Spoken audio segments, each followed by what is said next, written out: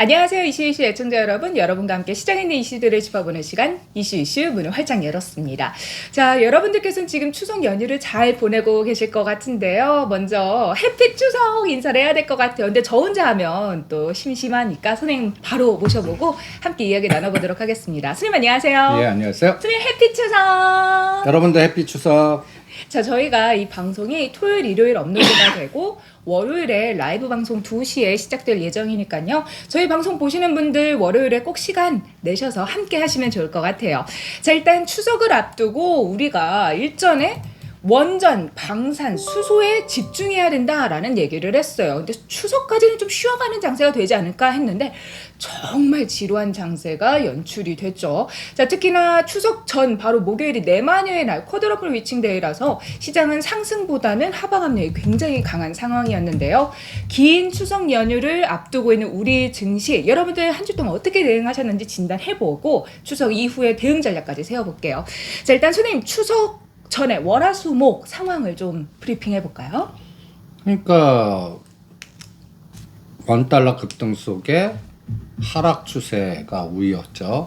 그러니까 옵션 보면 상방 때보다 하방 때가 수익률이 더 큰 그런 형태였고, 그다음 환율 공포가 굉장히 심했고, 우리나라 대표하는 삼성전자가 직전 저점 정확하게 오늘까지 7월 4일 날이 55,700원인데 오늘 55,700원을 찍었고, 그래서 쌍바닥을 확인하는 그러한 코스까지 갔고, 그 다음에 그렇게 되니까 개별 종목들 에너지도 주도주 에너지도 같이 흘러내리는 그런 특징을 보인 한 주였다라고 생각합니다. 사실 이번 주에 국내 증시에 영향을 미친 부분이 있다면 뉴욕 증시의 하락. 근데 뉴욕 증시가 뭐 나스닥이 상승을 했다 해도 우리 증시가 또 상승세로 이어가지 못했던 부분에는 환율에 대한 부담감도 자리를 잡고 있는 것 같아요. 특히나 환율이 계속해서 상승을 하면서 이제 1,400원대까지 갈 수도 있다라는 우려, 그리고 경기가 계속해서 침체되는 거에 따른 불안함이 좀 가득하거든요. 근데 선생님, 우리 수출 중심 나라잖아요. 근데 수출하는 나라한테는 사실 뭐 이제 원화가 약세인 게 좋다라는 얘기도 하는데, 사실 수출주들이 또 이제 또 힘이 없잖아요. 일단 수출주가 힘을 내고 뭔가 모멘텀이 되려면 외국인의 매수라든지 기관의 매수라든지 거래대금이 증가하고 그 에너지에 따라서 뭔가 상방향의 순환이 나와야 되는데, 오히려 그걸 이용해서 올려놓고 파생해서 때려버리니까 롱숏이 더 좌우돼서 오히려 호재를 이용하는 장의 특징이 보여요. 그리고 누가 뭐라 그래도 우리나라를 1등하는 삼성전자, 이게 또 SK하이닉스가 뭐라 그럴까요? 미국이 암만 때려도 세부적으로 보면 청주 공장에 적극적으로 15조 투자하겠다 하면 모멘텀이 충분히 될 수 있는 그런 상황인데도 에너지가 안 나와요. 그 투자한다 그랬으면 원래 시간외에서 막 관련 부품주도 막 상승하고 하는데 이번에 잠잠했잖아요. 그러니까 오히려 뭐 개인적으로는 그것 때문에 매수 사인을 냈어요. 역발상 사고로. 어떤 종목들은? 한미 반도체라든지 이오테크닉스라든지. 그런데 에너지는 안 나와요.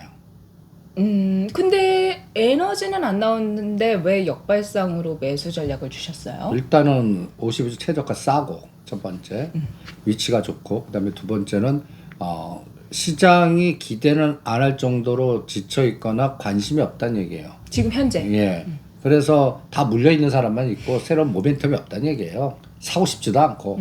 그런데 실적은 장비주 같은 거는 이제는 15조 투자하니까 장비주가 발주가 돼야 될 거 아니에요? 거기에 대한 에너지는 뭐 3개월 빠르면 3개월, 6개월 코스에 시장에서 반응이 될 것 같아요.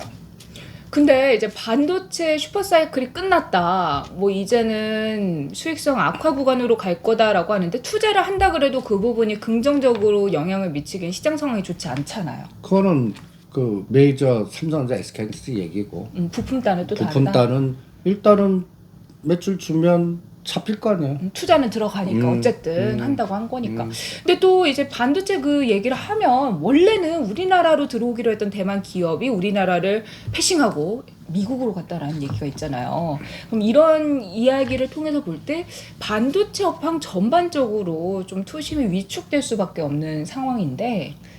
투순 위축도 있지만 미국과 중국의 반도체 패권 전쟁 속에 우리나라가 독자적으로 지금 헤쳐나가야 될 원천 기술이 없는 상태에서 그러니까 미국이 어디 중국에다가 이 특허를 갖고 있는 거는 간단히 얘기해서 뭐 제재를 가할 때 우리는 따를 수밖에 없는 상태고 치퍼 이게 가입할 순간에 그러면 우리는 시장을 놓치는 격이 되는 거고.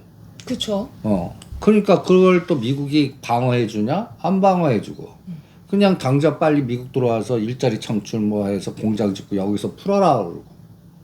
그러면 여기도 마이너스, 중국도 마이너스, 우리도 마이너스 속에 우리가 독자적으로 풀어나오는 건 다른 시장, 뭐 유럽이나 다른 이런 게 개선되거나 아니면 다른 섹터, 예를 들어서 반도체나 시스템이 마이너스면은 뭐 가전이나 뭐 다른 그 뭐 비즈니스 툴에서 뭔가 플러스가 나와줘야 되는데 나와주는 게 뭐 삼성전자 핸드폰하고 반도체 빼면 시체인데,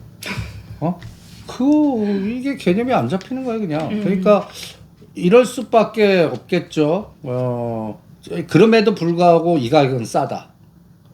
지금 바닥이다. 바닥이다. 그리고 이 상황이 곧 개선될 거다. 그 개선이 되려면 뭔가 모멘텀이 있어야 개선이 되는데 우리는 치포 사이에 껴있는 현실이 좀 하반기까지는 이어질 수밖에 없잖아요. 어느 측면에서 개선이 될 거라고 보시는 건가요? 치프 안 들어간다. 우리가? 그러면 중국 쪽으로 붙는 건가요? 중국도 안 붙는 거고. 우리는 그럼 이 딴지를 거는 거지. 이 조건에 있을 땐 들어가지만 뭐 제한 어떤 그 뭐랄까 중국 시장의 이 부분은 허용해주면 들어가지만 독소 조항이 있으면 안 들어간다. 그리고 그걸 풀어줘야 되고 그 혼자 갖고는 짱돌 맞을 것 같으니까 독일 일로 와 유럽 일로 와 같이 우리 편 먹고 이거 지금 이런 상황으로 가는 거야. 근데 선생님 앞서서 우리가 반도체에 관련해서 원천 기술이 없는 상황이다라고 하셨잖아요. 근데 내가 좀 잘나야 우리 그럼 안 들어갈게 이렇게 할 수 있는 건데 우린 원천 기술도 없고 그런 상황에서 우리 안 들어갈게 그러면 그래 오지 마 이렇게 되면 할 수 없지. 미국도 그렇게는 할 수가 없어. 들어와면서 인텔이나 뭐 이런 쪽을 키워갖고 메이드 인 반도체 아메리카를 만들려고 그러는데 네, 마이크론 키우고 인텔 키우고 하려고. 인텔 키우고 아직은 1, 2등이 삼성전자 SK하이닉스야. 그러니까 다독이면서 들어가야지 니네들 따하게 때릴 수가 없어. 간단히 예를 들어서 중국 제재하겠어. 근데 중국 시장 우리는 그렇게 하면 시장을 놓게 해. 그럼 어떻게 제재해? 어떻게 제재할까? 세컨더리 보이콧 뭐 여러 가지 하더라도 시장을 포기 안 하면 일단 미국이 그 괘씸죄는 걸리겠지만 직접적인 얘네들도 뭐 때릴 수 있는 부분은 다른 부분 갖고 때릴 수밖에 없어. 그리고 또 우리 카드가 있잖아. 11월 8일까지는 몇십 조를 미국에 투자할 기업이 나와 이렇게 뭐랄까 현대적이 쫙 써 있는데 따하게 때릴 수가 있겠어. 그쵸. 바이든 입장에서도 그러네요. 그리고 중국도 이제 곧 사드가 정상화가 될 것 같아. 옛날하고 다를 것 같아. 어느 부분이 다를까요? 옛날 사드 하면 그 롯데가 망할 정도로 그냥 강했잖아. 성주 골프장집. 요새는 무대응으로 갈 것 같아. 중국이? 근데 사드를 설치한다는 건 자기들이 영토가 직접적으로 공격을 받을 수 있다라는 것 때문에 항상 되게 예민하게 반응을 했는데 중국 측에서 이거를 대응 안 할 수가 있나요? 대응보다는 비행기 띄울 것 같아 그냥. 그냥? 우리 그냥 비행기 왔다 영공으로? 근데 그건 영토 침해잖아요. 그리고 그렇게 노이즈를 일으킬 것 같아. 그리고 우리만 아니라 러시아도 그럴 것 같아. 하지 마. 러시아. 되게 복잡해질 것 같다라는 생각이 들긴 하네요. 그럼 요약해보자면 반도체 관련된 섹터들에서 대형주가 아니라 부품단. 이쪽은 역발상 투자적으로 볼 수 있지만 사실 투자 매력 자체는 그리 크진 않은 거네요. 그 투자 매력으로는 안 하지. 삼성전자 SK하이닉스는 안 하고 싶지. 그 부품단은 하지. 해요. 어. 왜냐면 그거보다 더 예쁜 쪽으로 보는 게 나을지 아니면 역발상으로 여기로 보는 너무 게 지금 나을지. 주도주 예쁜 것도 너무 올라서 먹을 게 없지. 그 그러니까. 순환을 기다리면서. 그러니까 9월, 10월 2달 정도는 미운 오리가 백조되기를 기다리는 마음에 두자. 그 이제 미운 오리 새끼 찾기를 해야 돼요. 그러니까 많이 빠지고 바닥을 켰는데 그게 한 20-30%라도 올 수 있는 그런 거. 주도주는 이미 올랐기 때문에 오히려 고점에서 20-30% 빠지면 들어가는 어떤 눌림목 전략. 그러면 주도한 거는 위치가 나쁘니까 피하고 주도주 중에서도 상대 그러니까 가성비 전략이라고 그럴까? 지금 사서 먹을 것보다는 깨질 확률이 많은 건 피하고 그리고 먹어도 갔다 해서 뭐 플러스 10 마이너스 10에서 왔다 갔다 할 거라면 실전 매매는 그거는 깨질 확률이 많아. 5% 7%에서 던지겠어? 안 되거든. 그리고 항상 위에 있으니까 위험해. 그러다가 통 빠지면 곤란하거든. 그러니까 오히려 그 뭐 예를 들어 방산이 됐던 태양광이 됐던 에너지가 됐던 무슨 어떤 그동안 주도했던 종목들이 생각보다 많이 빠졌다. 예를 들어 가스공사 45,000원 파는데 이제 35,000원 정도나 그거 하려면 해볼만 하잖아. 그럼 그러한 가격 위치 대비 그리고 35,000원 샀어. 직전 고점 45,000원이야. 한국가스공사. 10%만 오르면 팔래. 그런 전략이 지금 필요하다. 두세 달 동안은 이것도 아니고 저것도 아니고 지수 갇혔고 뭐 미국 시장에 올라간더라도 직전 고점 돌파할 것 같지도 않고 모든 노이즈가 해결될 것 같지도 않고 그러니까 뭐 이번에 그나마 CPI가 8.5 아래에 나올 것 같아서 이제 바닥치고 오를 때 대충 한 달이나 한 달 반 동안 틈새 전략이지만 11월 8일 대선 그 중간 선거 결정될 때까지 또 중국도 10월 16일 그 시진핑 여러 가지 3년 이후에 확정될 때까지는 전 세계가 그 저혈당에 갇힌 자 그냥 이것도 아니고 저것도 아니고 거래대금 축소되고 그리고 뭔가 틈새를 노려야 되는데 틈새도 그러니까 2,000개 중에 갖다 얘기해서 20-30개 찾기야. 그럼 몇 프로야? 1-2% 찾기. 1-2% 찾기 종목이 전략 같아 지금. 네, 선생님 말씀을 듣다 보면 이미 시장에서 우리가 주도 섹터라고 많이 소개가 됐던 태조 이방원은 피해야 된다라는 생각이 태양광 드네요. 피하고. 근데 선생님 태양광 보니까 최근 들어 신재생 이 섹터가 여전히 유망하다. 캘리포니아 정전 위기로 인해서 미국에서 태양광 업체에 주목을 하고 있다. 우리도 제주도에다가 풍력, 해상 풍력 사업을 추진할 거다. 뭐 이런 기사들이 나오면서 그치. 그거는 신재생 관련해서 또 그거는 정부의 방향이야. 두 번째, 내가 반대 얘기할게. 그거 검찰에서 때려잡을 거야. 지난 정권에 그런 신재생 부분이 있어서 그러니까 그거보다 타켓이 지금 현 정부의 가장 큰 문제점이 뭐겠어? 가장 큰 문제점. 논문 조작? 아니 무슨 그 정권 교체가 안 됐어. 아. 위만 바뀌었지. 우리 그 전 정부 전에 문재인 전 대통령이 그 뭐랄까 뭐 선심성 너한테 은혜 입었으니까 마지막에 의사결정해갖고 실무자들 전급 예를 들어서 무슨 공사 무슨 먼사 그쪽으로 쫙 뿌려놨어. 그분들이 2년 정도나 그 임기 끝낼 때까지는 위에서 하달돼도 네 하겠습니다 안 하는 이 케이스가 모든 에너지 속에 다 있을 것 같고 그 다음에 지금 정부의 정책성은 이쪽 가서 자금을 일로 끌어들여야 되는데 보조금이나 전 정부의 혜택 받는 거 끊어야 되거든. 끊으려면 그냥 끊어? 명분이 있어야 되잖아. 또 그다음에 검찰에 또 여러 가지 노이즈 그리고 그런 걸 구조조정되려면 이제는 갖다 해서 돈 문제, 비리 문제, 여자 문제 뭐 이런 것들을 계속해서 노출돼서 스스로 물러나게 하는 그런 상태 이런 것들이 종합적으로 되는데 쉽지가 않을 거야. 근데 전 세계적인 트렌드는 그 신재생 이쪽인데 그래도 밑바닥에서는 벌써 그 전 세계 트렌드로 해서 이만큼 왔고 실질적으로 이제부터는 올라간 거에 대한 리스크와 이제는 실무적 차원에서의 마이너스 에너지가 충돌되니까 가격 조정이 클 것 같아. 그러니까 흔들릴 가능성이 굉장히 크기 때문에 신재생 에너지 관련 섹터가 가지고 있는 그런 모멘텀이라든가 전 세계적인 트렌드보다는 내부적인 악재가 더 크게 반응을 할 거다. 그래서 거기에서 태양은 왜냐면 이제 유가 천연가스가 떨어져. 유가가 80불 초반으로 떨어졌더라고요. 근데 더 떨어질 것 같아. 그럼 선생님, 우리가 신재생은 사실 이런 유가 관련해서 대체 에너지적인 개념이 있었는데 유가가 하락을 하면 유가에 대한 부분이 더 메리트가 생기잖아요. 근데 또 이 유가가 하락한 이유가 수요가 줄어들 거다라는 그쵸? 우려 때문에 하락을 한 거라서 어. 경기가 전체적으로 전 세계가 침체된다는 의미이기도 하잖아요. 그렇죠.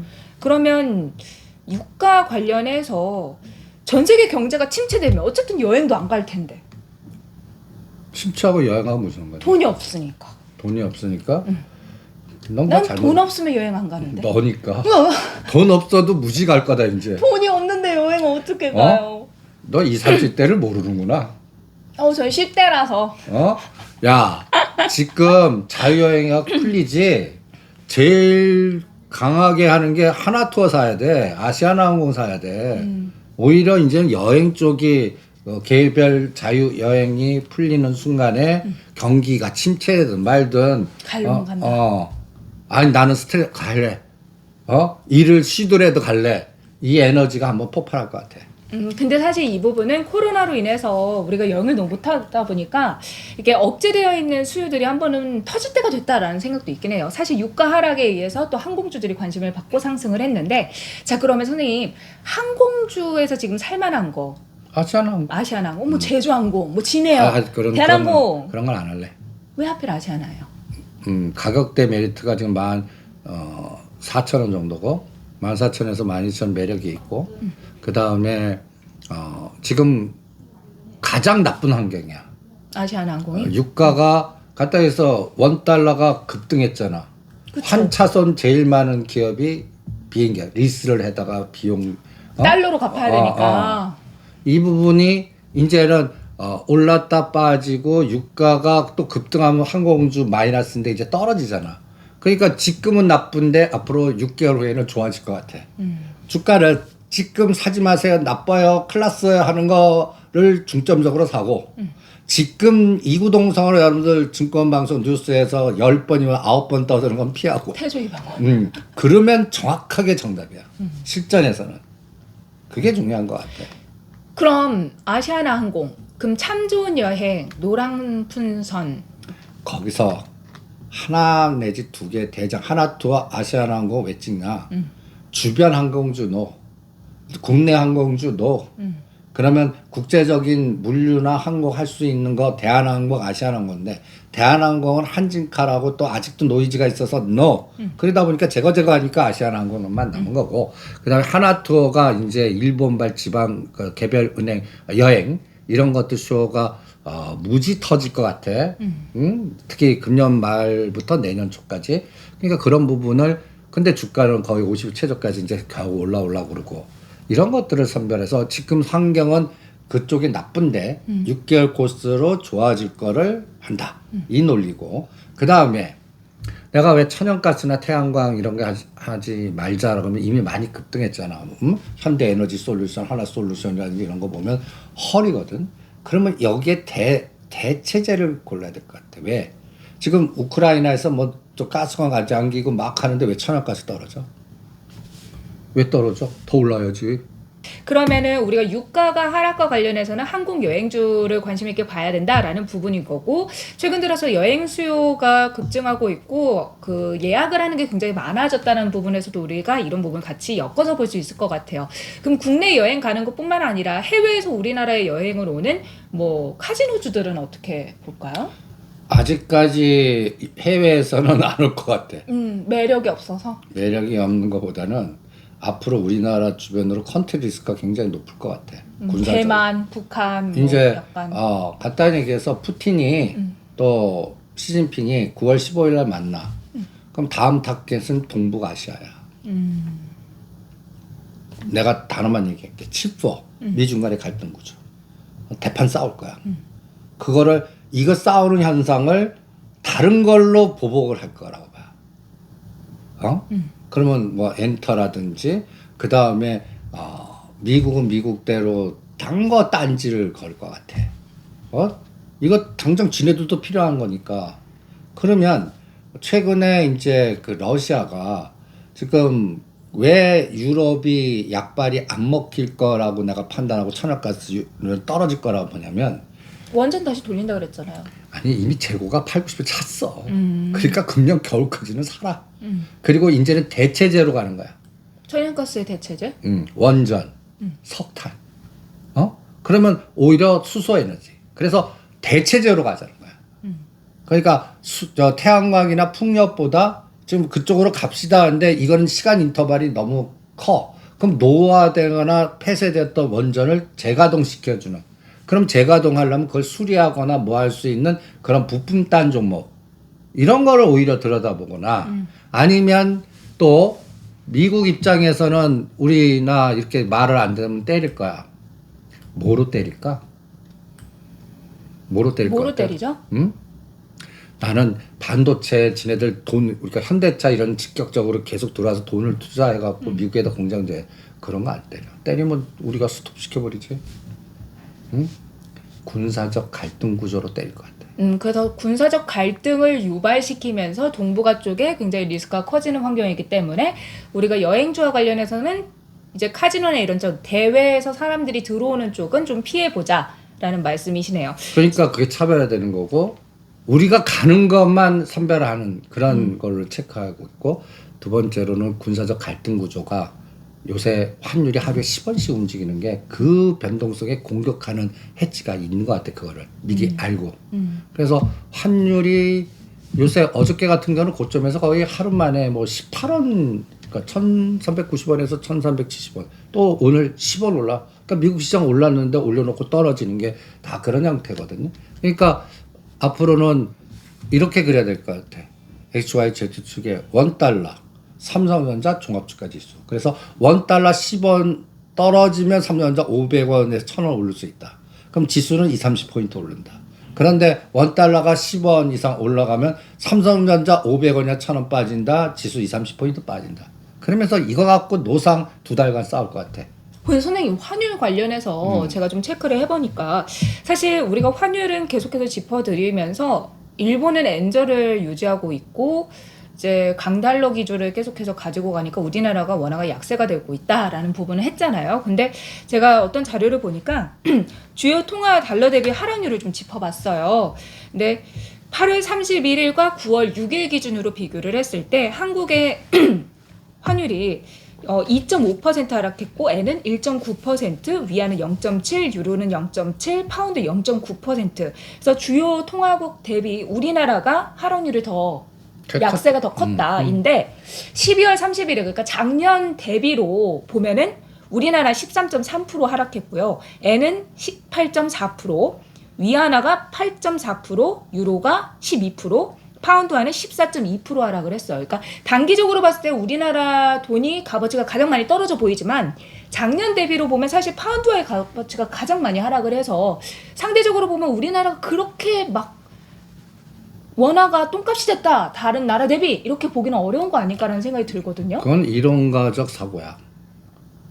지금 현실은 주먹이 더 가까워요. 이게 주먹 두들겨 맞고 있는데 뭐 이거 왜 싸져? 그러니까 장기적으로 봤을 때는 그러니까 단기적으로 최근에 우리나라 원화 가치가 낮아졌지만 통계적으로 봤을 때는 다 똥값이 된 거다. 그치. 이죠. 그러면 이거를 풀어준 게 지금 잘 얘기했어. 파운드 유로화가 돌아서야 풀어져. 근데 거의 파운드가 1파운드가 지금 1달러로 팩으로 될 만큼 떨어졌잖아요. 또 유로는 깨졌잖아. 그러면 그거 돌리는 수밖에 없어. 그래야 달러 강세가 약세가 되면서 우리나라 원화가 상대적으로 강세될 수 있고 그때 삼성전자 오를 수 있어. 근데 이걸 되려면 미국이 인플레이션이 2% 목표치에 도달을 해야 그때까지 금리 인상을 하겠다라고 했는데 다른 주요국 통화가 돌아서기에는 미국이 지금 계속 금리 인상을 하는 부분이 이걸 어렵게 만드는 거잖아요. 그러니까 확정만 되면 돼. 21일 날 50bp든 75p 되면 그동안 이 속도가 좀 주춤할 것 같고 나는 오늘 밤이나 13일 날 미국 CPI가 인플레이션 잡혔다 하면은 금리 인상 속도 파월이 말 바꿀 거야. CPI 13일에 발표가 됩니다. 미국에. 그럼 말 또 싹 바꿀 거라고. 근데 지금 현재 0.75bp를 할 거다, 75bp를 할 거다라는 게 80% 정도 확정이다라고 하는. 그러니까 지금 확률을 따지지 말자고. 확률. 그게 또 50불 보면 시장은 또 그거 환호할 거라고. 그래서 사실 내일 비가 올 확률이 90%야 했는데 안 올 수도 있는 것처럼. 뭐 그런 거 따지지 마. 그냥 그 결과물이 끝나기만 기다리는데 그 전에 먼저 의사결정에 감을 잡을 수가 있는 게 있어.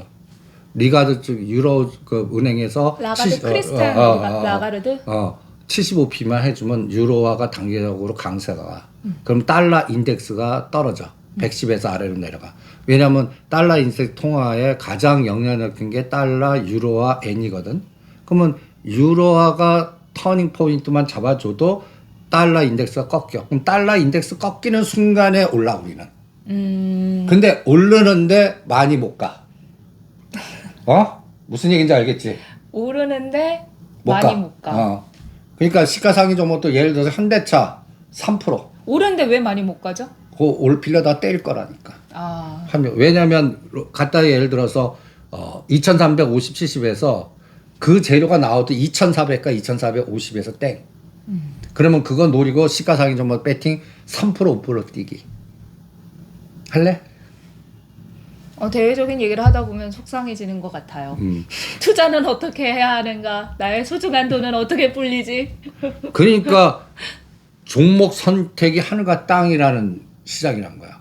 우리가 6, 7월부터 그때 에너지, 방산, 그 다음에 또 이 원전 그리고 요새 펫바트 이런 것만 압축하셨어도 상대적으로 30에서 무량주를 50% 내 거 만들었는데 시가상이 우리나라를 대표하는 최고의 종목 갖고 있는데 오히려 마이너스 플러스 어떤 건 보아 떨리는 거지. 그리고 또 삼성전자 같은 경우는 67,000전자 사신 분들은 지금 55,050 최저가 쌍바닥 이걸 논하고 있는 상태니 이런 게 갖다 얘기해서 10월 달까지도 벗어나지 못할 것 같아. 근데 선생님 외국인들은 현대차를 계속해서 사주고 있잖아요. 그러니까 나 그게 폭탄 제조 같아 또. 근데 외국인들이 들어오는 거는 수급적으로 분명히 단단한 부분인 거고 이게 악재가 많은데도 계속해서 사네? 뭔가 이유가 있겠지? 라는 생각에 그렇게 보게끔 만드는데 우리 7월 6일에서 8월 10일까지 삼성전자 1조 샀어. 그것 때문에 지금 박살난 거야. 그때 선물 산 거를 만기에서 삼성전자 매수 선물 매도 이거를 지금 8월 중순부터 때리면서 삼성전자 마이너스 몇 프로 손해보는 걸 레버리지 시켜서 파생 하방에서 대박 먹는. 지금 현대차 기아를 그 짓도 하고 있는 것 같아요. 근데 LG 에너지 솔루션 같은 경우는 계속해서 수급도 좋고 우리가 계속해서 얘기를 했는데도 계속 굳건하게 올라가잖아요. 그치. 그거는 나는 45만 원 땡칠 줄 알았더니 더 가고 있어. 그런데 그것도 이제는 쇼대 대상이 될 것 같아. 많이 오른 만큼 상대적 위치가 그러니까 높으니까? 이제 우리나라 시장의 5조에서 7조 시장은 대형주는 갇혔고 그 다음에 빌려다가 때리는데 사용하는 그런 형태에서 눈에 매수 보이는 걸 조심해야 되고 오히려 이제는 많이 때려갖고 공매도가 많은 거는 쇼커버링이나 기다리는 게 오히려 이제 삼성전자 55,000원 SK하이닉스 8만 원대면 나는 항상 살래. 대신 목표 수익률 10%. 짧게. 아니 그 정도 10%를 3개월이나 6개월.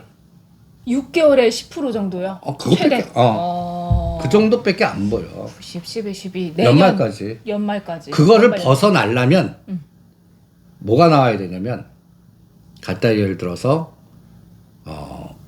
미국 시장이 나는 12,000이나 12,500 되돌림밖에 안 보는데 이걸 새로운 고점을 뚫는 에너지가 나와야 돼. 미국 시장에.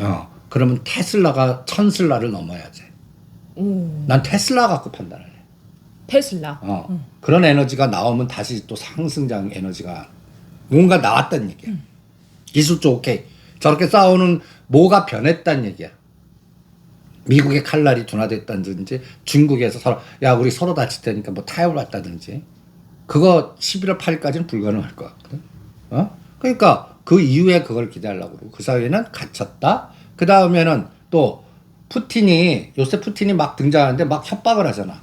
푸틴이 이유가 러시아산 원유와 가스에 대해서 가격 상한제를 도입하겠어라고 했더니 푸틴이 야 그러면 유가 상한제 참여하는 나라 니들 석유 없다. 한국도 줄 다 해서 라고 얘기를 했어요. 그 얘기는 뭐냐면 약발 안 먹힌다는 얘기야. 벌써 쟤네들 그러니까 오히려 그래서 유가 떨어지고 천연가스 떨어진다고 보는 거야.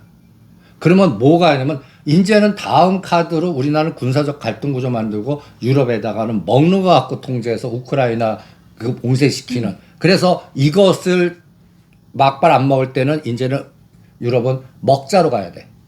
그다음 우리는 군사적인 걸로 가야 돼. 그리고 서로 치고받고 중심 반도체는 롱숏만 봐야 돼. 그러니까 각각의 섹터마다 전략들이 다 다르고 목표 수익률이 다 달라. 그럼 선생님 일단 러시아 입장에서 천연가스 가격이 올라가는 게 좋잖아요. 유가가 올라가는 것도 좋고. 그래야 지네들이 약발 먹어갖고 뭐 이제 에너지가 나. 그러니까 오죽하면 무기 주라 북한 너 소유 줄게. 그리고 9월 15일 날 갖다 예를 들어서 푸틴하고 시진핑이 왜 만나? 둘 다 힘을 합해야 될 시점이거든. 중국은 갖다 해서 미국의 칼날을 러시아를 통해 갖고 중국 중에서 겁나지 이놈들아 이렇게 파워 게임 거기에 사우디가 붙고 태국이 막 붙게끔 만드는 근데 거야. 이해관계가 다 비슷한 것 같아요. 사우디도 유가가 하락하면 안 되잖아요. 네옴시티 만들어야 되니까.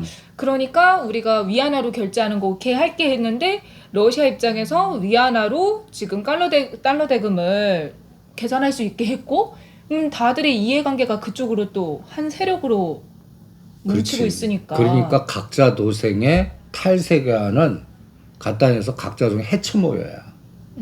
그러니까 어느 편의 하나하고 어느 편 이렇게 구획화시켜서 거기에 부분균형에 플러스 되는 걸 섹터별로 찾아야 돼. 그러면 이쪽 섹터에서는 왜 제가 이걸 여쭤봤냐면 천연가스 가격이 올라야 좋아. 유가가 올라야 좋아. 그럼 이쪽을 올리기 위해서 할 텐데 천연가스 가격하고 유가가 지금 올라가지 않고 있잖아요. 천연가스나 유가는 선생님께서 가격이 좀 하락할 수 있으니까 지금 보지 말자라고 하셨는데 이들의 입장에 이걸 올리는 게 좋은 거니까 그럼 이 종목을 올리려고 그러면 또 어떤 올림이 있을 수 있겠어? 올리려면 뭔가 갈등을 주장을 하고 또 한 번 전쟁 터집니다. 그럴 경우에 사우디하고 이란이든지 중동에 터지든지 가장 최악의 시나리오는 우리 북한을 건드려 버려. 괜히 북한한테 무기 달라고 해가지고 괜히 꿈찔했잖아요. 그러니까 이제는 그래서 환율 컨트리 리스크 변동성이 계속 나오고 그거를 이용하는 했지. 그러니까 옛날에 그 소로주가 영국 불확실성을 공격하는 해체해서 이겼잖아. 우리 이름 모르겠지만 지금 우리나라 공격하는 애들 있어. 그러니까 환율이 하루에 10원씩 움직이는 게 정상적인 거 아니야. 그러니까 이 공격을 막아내야 돼. 막아내는 거 초정 합작은 반도체 삼성전자가 가주는 게 막아내는 거야. 난 막아내는 방법이 있어. 연기금 수장 바꿔버리면 돼. 그래서 엔쇼 쇼 걸어버리고 삼성전자 이제부터 사겠습니다만 해주면 돼. 그것만 해주면 되는데 아까 얘기한 대로 밑에서 말을 안 들어. 그런 문제들이 있네요.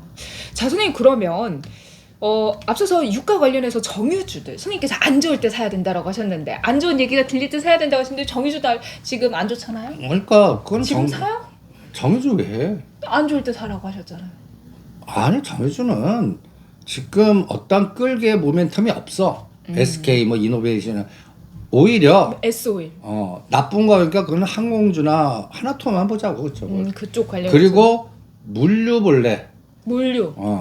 근데 물류는 또 이동을 하는 거고 각국이 우호적인 환경이 조성됐을 때 물류가 더 원활하게 움직이는데 지금 앞서서 각자 도생 해쳐모여 이런 상황이고 경쟁이 심화되고 조금 극단적으로 가는 상황에서 어떻게 물류가 좋아질 수 있을까요? 한 1년 후에 좋아질 것 같아요.